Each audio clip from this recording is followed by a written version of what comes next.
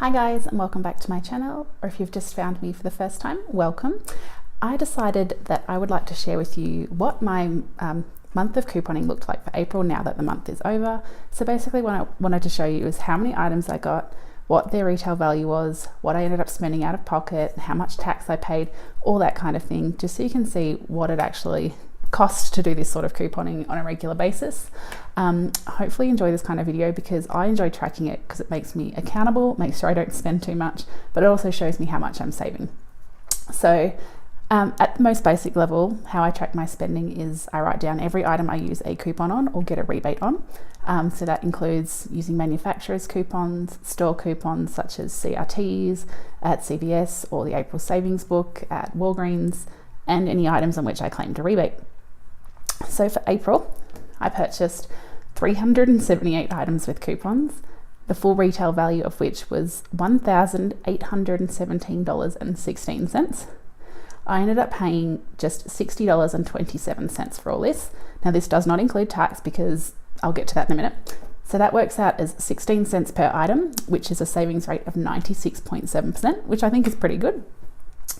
As a little side note, the reason that this out-of-pocket $60.27 is relatively high is that I include everything that I use coupons on, and that includes things that still have a high out-of-pocket cost for me, which is pet food and cat litter.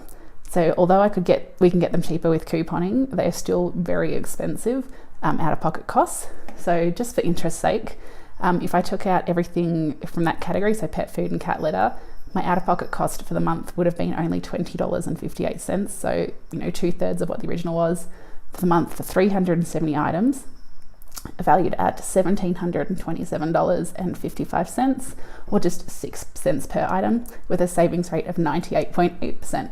So the lesson is pets are expensive even with coupons, but I feel like I need to include it because it is stuff I buy and it is stuff I use coupons on. So that's why I'm including it here. So that's why my out-of-pocket cost is higher this month. So guys, I just wanted to quickly walk you through how I track it so you can see it looks insane, but this is what works for me. So I have an Excel spreadsheet. As you can see down the bottom, I have tabs for each month of the year. I track how much I spend on newspapers up the top. I track my opening balances on all my rewards and savings programs. So Target gift cards, CVS Extra Bucks, my Walgreens balance, Fetch Rewards, Saving Star, Checkout 51, and Pinecone Research, which are most of the ones that I do. And then I track for each item the date I purchased it, the store I purchased it at, what I purchased, the quantity, the recommended retail price per item, the total value, retail value, because if I had 3 items at $4.39, the total retail value was $13.17, any sale price or offer on each item, the coupons I used, any rebates I got. It says Ibotta, but that also includes Checkout 51 and Saving Star, and any reward dollars used or reward dollars earned. So that's really for Target, Walgreens, and CVS. If I earn extra bucks or anything like that and spend them, that's how I track it. Then I have the final unit price. So the final price I spent on each item. When I had multiples, the next column is the final cost out of pocket for everything. Then I have my running total for out-of-pocket costs, and then the amount I saved and my running total of savings. So as you can see, I have a whole bunch of things here.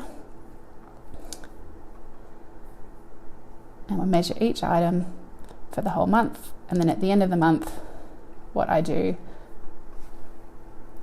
is sum up each column. So I'll sum up the number of items here, which was 378. I'll sum up the value, which was 18, 17, 16. And then I've got the sum of what I spent at the end of the month, so I can work out how much I saved, what was my percentage, how much value I got for that, and those sort of things. So as you've just seen in the spreadsheet, I track pretty much everything. However, I don't include in my calculations beauty bucks earned or Ibotta bonuses such as the teamwork levels or the random other bonuses like Weekend Warrior, Spring Showers, Summer Fling, whatever else they're including. So they aren't specific item bonuses. Because I count those as a form of cash to roll rather than a credit per item. However, if I did include them, it would end up being a $1.81 moneymaker for April, as I earned $20.50 in Ibotta bonuses and $41.58 in beauty bucks at CVS. So if I did include those, the month would have been free for me. So here's where we get to the fun part, because I hear you saying, but what about tax? Surely you paid tax. So the reason I don't include tax in my spreadsheet is it is just too difficult to calculate, because they don't itemize it on the receipt which items had tax, which didn't, how much you paid for each item, that sort of thing. Also, I don't like doing it in my videos for you guys because everyone lives in different areas and pays different tax rates. So I like to give just the actual item price. However, if I did want to do some sort of rough calculation, for the purposes of this, I estimated about 75% of all items I purchased had tax, and that the rest were tax-free because of food or other non-taxable items. And I assumed that I paid the highest tax rate I pay out here, which is 8% for all those items, even though sometimes I pay 5 or 6%. So it's a rough calculation, but if I did that, I would have spent $109.03 on tax in April. So if I added the tax and counted the beauty bucks and the Ibotta bonuses to give you guys the most complete picture, I would have spent $107.22 for 378 items, valued at the $1,817.16, which works out at just 28 cents each. And that would give me a savings rate of 94.1%, which is still amazing. So yeah, tax is the killer. I come from Australia where tax is included in the shelf price. I never have to try and work out what I'm paying at the end. So that's been the biggest challenge moving here, working out what I have to pay on tax, what is taxable, what isn't, what the rate is, because it changes all the time. So, and before I forget, I did also buy some newspapers this month, so that does have to be included. I spent $13.54 because I have a subscription to the Denver Post for the Wednesday and Sunday papers. Plus, I sometimes buy extra editions at the Dollar Tree when there's good coupons.